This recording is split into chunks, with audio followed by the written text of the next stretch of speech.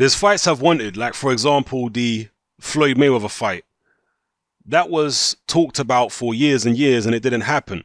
The Manny Pacquiao fight, which was talked about and didn't happen. So you do kind of fall out of love. The reason I took the Canelo fight is because I got quite desperate. I really wanted a big super fight and I wanted my name up on the Vegas Strip. It's always been my dream. The Mayweather fight got so close many times, which never seemed to happen. Should I have taken that fight? Maybe not. It was a massive opportunity for me. I don't regret it, no. My hand was always bad. I was quite scared to get it operated on. After the Canelo fight is when I decided to get it fixed properly. It took me a little bit longer to recover from the hand up than it should have. I'm not saying he was on something when I fought him, but you could see he'd put on a lot of weight. I hope he was clean when I fought him. He's always going to say he was clean. Only God knows. But he got so big so quick after the weigh-in. He put on over 35 pounds of weight. I thought there must be something wrong there. I could see how strong he was when I fought him. He's been caught taking drugs, which is illegal. He's a big name in the sport, and I think that he definitely needs to be taught a lesson. Otherwise, all fighters will think it's okay. There's a saying, once a cheat, always a cheat. I've never taken drugs in my life and I never will. I want to win fights on my own skill and my own abilities. But when people need that bit of advantage, it's unfair. Those are the words of Amir King Khan, speaking ahead of his fight with Phil LaGreco. He says, as you heard there, that he took the Canelo fight out of desperation. And I mean, he don't really need to tell us that. We knew that anyway. We knew he'd been gunning for all these different fights. They didn't come off, so he decided to take a monumental, ridiculous gamble. And this really shows you how much boxing comes down to ego for a lot of fighters. Because it was a ridiculous fight to take. Why did he take the risk? Because of the ego, because he wanted to achieve great things. He wanted his name up in lights. He wanted to be taken seriously.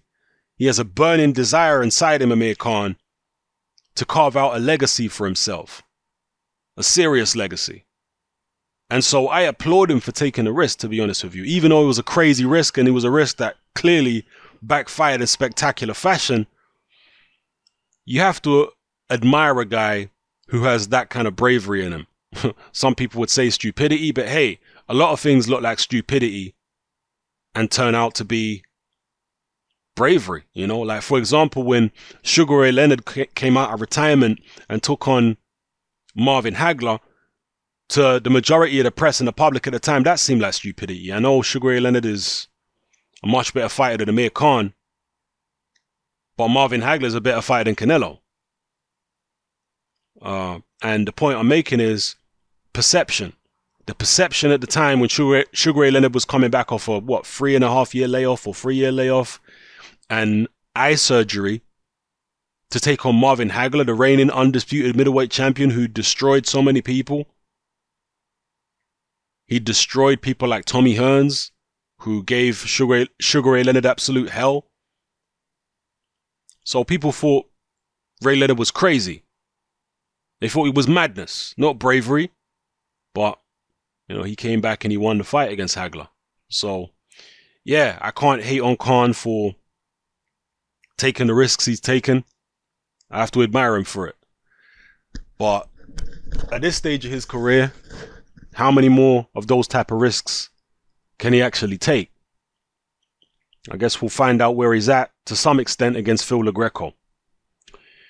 And as far as what Khan said there about Canelo being potentially not clean when they fought, Khan is a very incorrigible guy.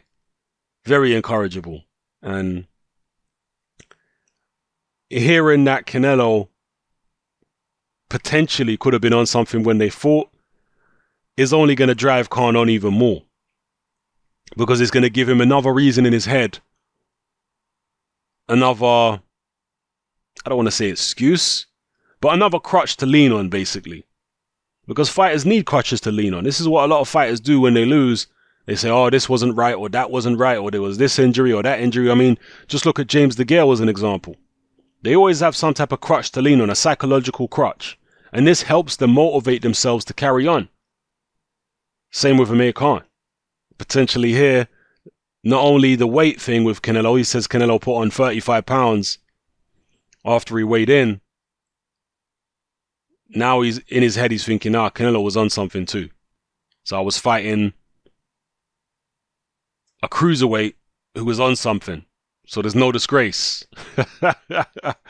Anyway, let me know what you guys think about this in the comments. I'm out.